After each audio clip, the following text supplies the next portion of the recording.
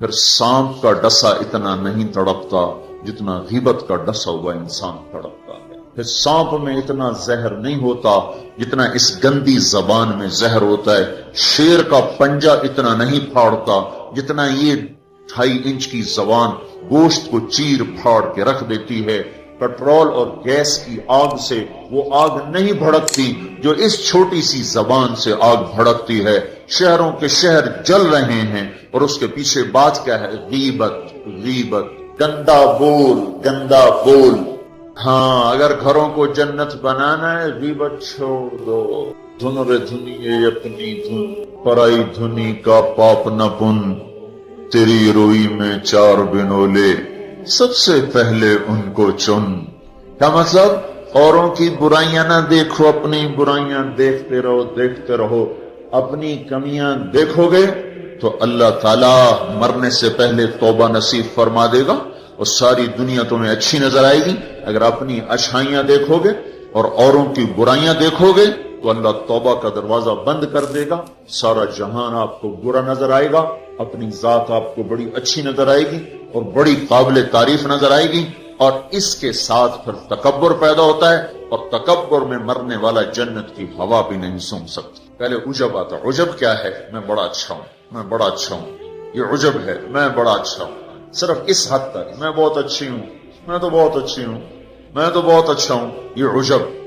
جب عجب کو لگام نہیں دے گا تو اگلا درجہ آئے گا، اگلا درجہ. عجب اور تکبر کی حد ساتھ ساتھ ملی ہوئی ہے. اس لیے بارڈر پر پولیس کھڑی تھی، بارڈر پر فوجیں کھڑی ہوتی. بھائی آپس میں بارڈر مل نہ جائے تو عجب اور تکبر کا بارڈر ملا ہوا ہے. تکبر کیا ہے؟ میں بڑا اچھا، وہ بہت گندا. میں بڑی اچھی، وہ بہت گندی.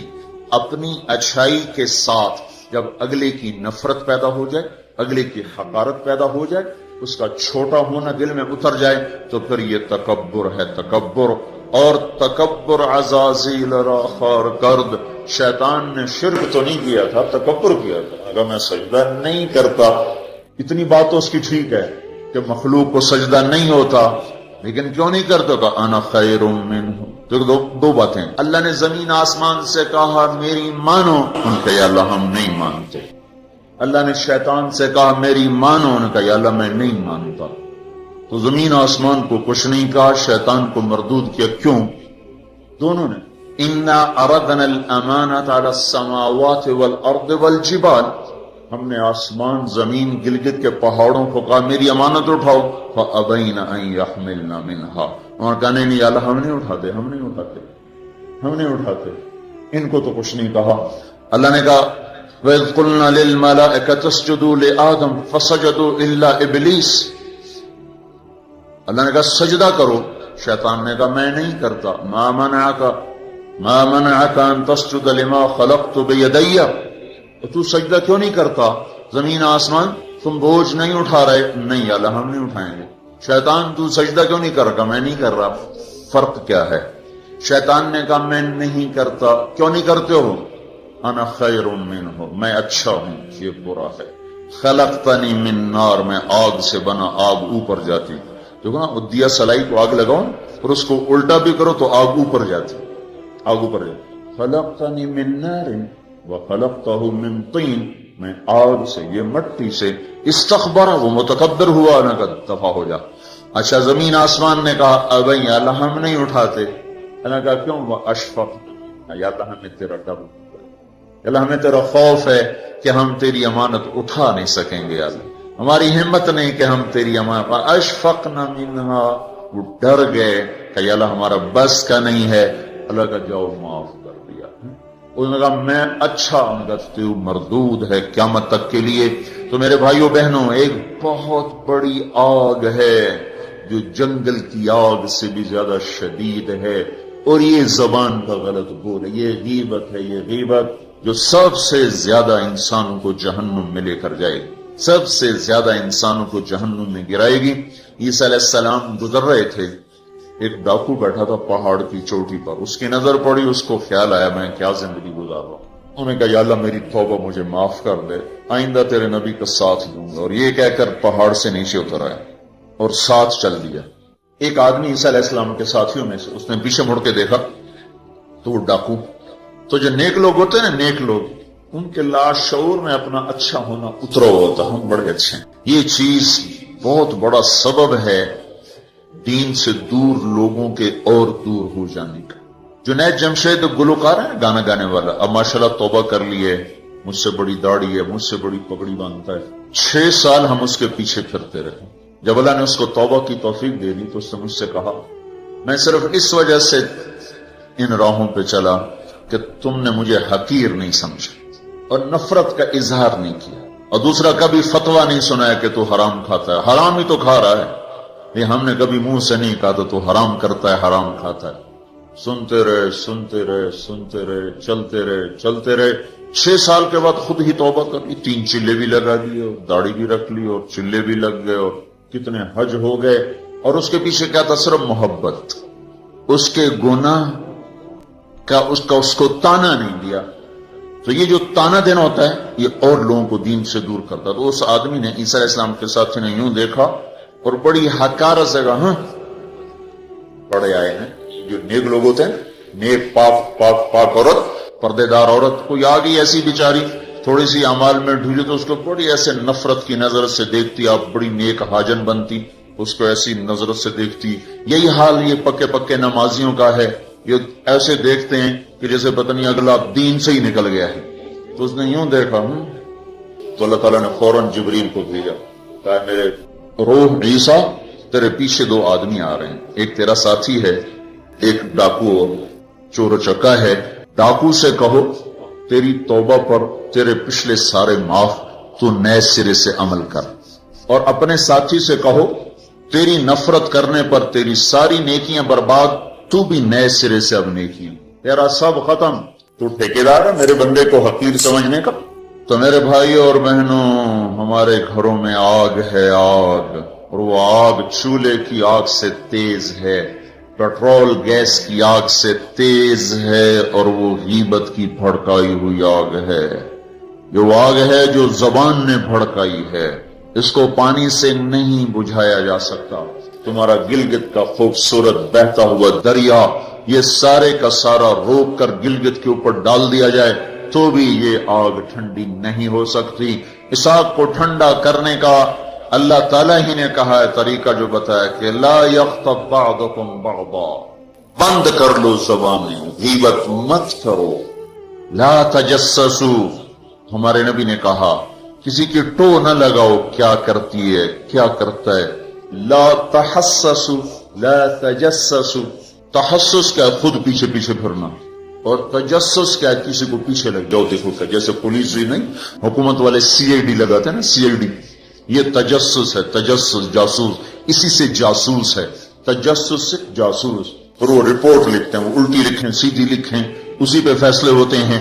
تو میرے نبی نے کہا کسی کی ٹو نہ لگاؤ، کسی کی برائیاں نہ دیکھو، برائیوں پہ پردے ڈالو، اچھائیوں کو اچھالو، تو اللہ تمہیں سیدھا جنت کی راہوں پر لے جائے. تو جہنم وہ ہے جس میں مسلمان مرد عورتوں کو ڈالا جائے گا جو نافرمانی کرتے، نماز چھوڑتے مر گئے، سود کھاتے مر گئے، حرام کھاتے مر گئے، رشوت لیتے مر گئے، نماز چھوڑتے مر گئے، روزہ چھوڑتے. ایک اور بتا، یہ گناہ تو عام ہیں، بہنوں کو حق نہیں دیا اور اس کے ساتھ مر گئے. بہنوں کا حق ہے نا باپ کی جائیداد میں، ماں کی جائیداد میں. اگر باپ نے 3 روپے چھوڑے ہیں، ایک بھائی 2 بہنیں ہیں، 2 روپے ایک بھائی کو ملے اور آدھا آدھا ان کو ملے گا، تو کیا ہوا بھائی؟ ادھر کیا ہوتا ہے؟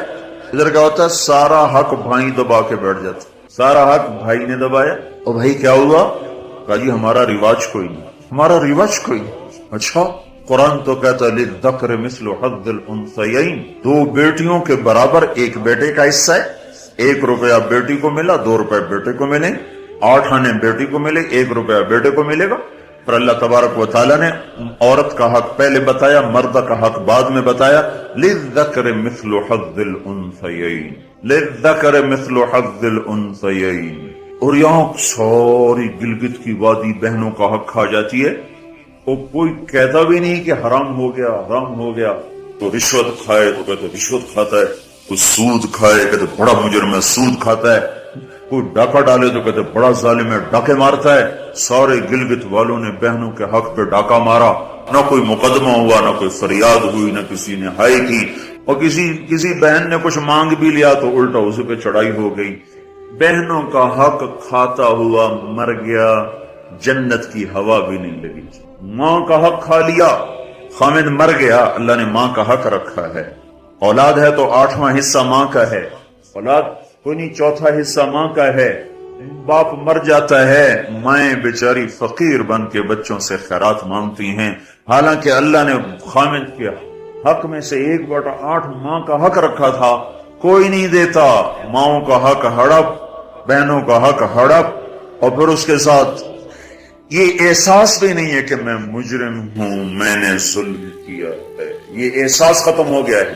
تو بھائیوں میرے بہنوں، اللہ نے جہنم کو بنایا ہے نافرمان مسلمان مرد عورت کے لیے. اگر توبہ نہ کی تو اس میں جانا ضرور ہے. جو ہے نا آخری آدمی ہے جو نکالا جائے. جب وہ نکالا جائے گا تو اللہ تعالیٰ کہیں گے اس کو نکالو، ایک آدمی دوزخ میں اس کو نکالو. تو وہ جبریل آ کر کہیں گے بھی اس کو نکالو.